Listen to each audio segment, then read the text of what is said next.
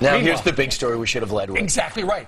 At the National Press Club today, there's going to be a number of retired Air Force personnel who are going to say that they have witnessed with their own two eyes UFOs, unidentified flying somethings, over America's nuclear sites when they were posted there. And they did something, and they can't explain what, to the missile systems down below. Yeah, so you're going to have 6 retired members of the military now at the National Press Club in D.C.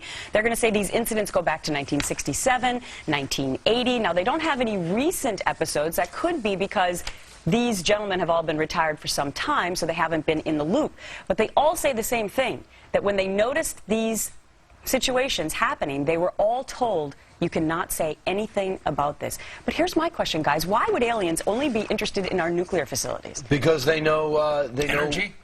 Yeah, they could be energy, or they might be saying, wow, this country over here looks really cool, and they seem to have the weapons, let's check it out. Let's say they were even more sophisticated than us, even more sophisticated than a Henry Kissinger. Sure. And let's say they actually shot beams of light. In 1980, evidently, they were saying they shot beams of light in an air base in England, where the RAF and we have a joint base. And they also saw a disc-like object flying around. They also parlay that into a book called UFOs, Generals, Pilots, and Government Officials that cite 120 retired and current officers who have had encounters with UFOs. Sure. And if somebody ever steps off a UFO, or something, who would they... when they say, take me to your leader, who would that be? Would it be Barack Obama, the President of the United States? No. It would be somebody who has just been appointed to a post at the United Nations. Her name, Masla Othman, will head up the Office for Outer Space Affairs. There she is. She's a physicist. You're serious, right? We're now going to have... Okay. Yeah. They spotted a bunch of galaxies far away, and they believe it's revolving around the sun. Looks a lot like us. So they thought to themselves, sooner or later they're going to come over here. We need someone we don't want any confusion about who should represent us, so we've chosen this Malaysian. Take them to her office. Right. Evidently she knows a lot of languages and focuses on physics. Personally, I think we should get a vote in this. I think we should get somebody with a little bit of an attitude, maybe a Bobby Knight or a Rex Ryan, to kind of scare away other potential life forms. Richard Dreyfuss was great in that movie. He'd be Close excellent. Encounters. Yeah, if he's available. And a very good debater. Sure. Okay. We'll continue to debate that throughout the show. In the meantime, who should... Right. Coming up today at the National Press Club in Washington, D.C., there's going to be an amazing announcement by 6 retired military personnel.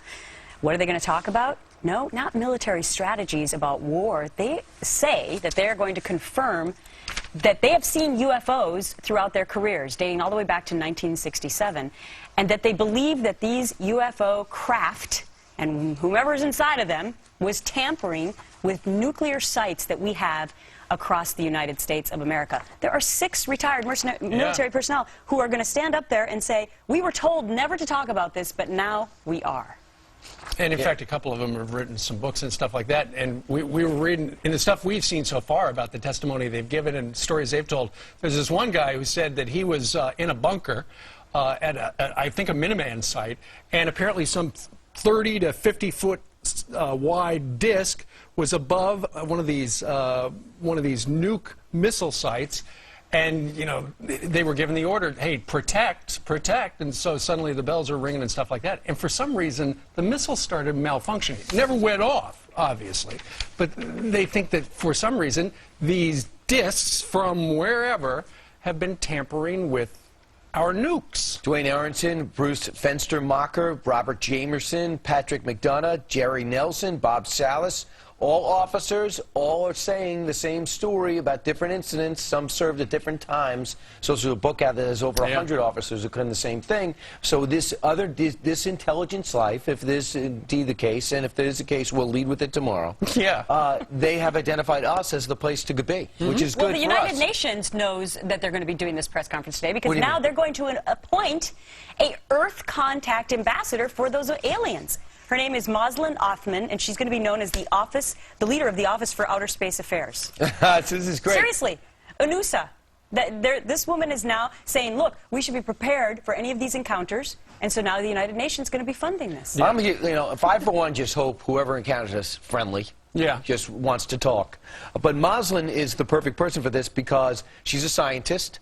She's from Malaysia. Right. And she's not somebody who's going to put their personality first. Sure. She's going to go into the background and just speak for Earth in general. You're right. And when people, oftentimes the aliens, what's the first thing they'll say? Take me to your leader. Right. At least we could go, Moslem, they're asking for you. Sure. Ring her bell, and even if it's middle of the night, she's Right. told to pick up. But I what appoint if you the ambassador? I would like to represent Moslem to another from another planet. Not a bad I like to idea. represent the Earth. What if Somehow. a spacecraft from another entity Yes. came here looking for intelligent life? Right. What if they accidentally went to Washington, D.C.? That would be a shame. Yeah. Because they'd have to keep. They'd never be able to land because there's a lot of hot air around Yeah, there. absolutely. Coming up on our show, the African American voting bloc helped elect President Obama, but there's concern those same voters are now abandoning him.